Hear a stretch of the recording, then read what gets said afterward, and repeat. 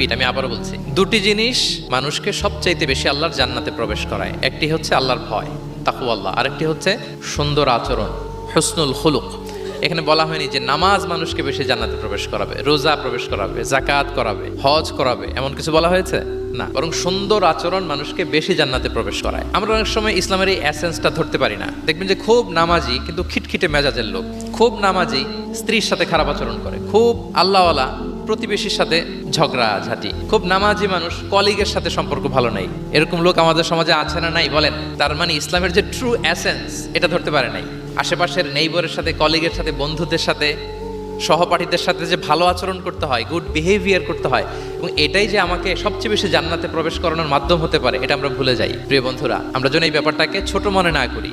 সবচেয়ে বেশি জান্নাতে মানুষকে প্রবেশ করায় তাকওয়াল্লাহ, হুসনুল খুলুক, আল্লাহর ভয়, আর একটা কি সুন্দর আচরণ। অনেক ছোট ছোট বন্ধুদেরকে আমি দেখতে পাচ্ছি অডিয়েন্স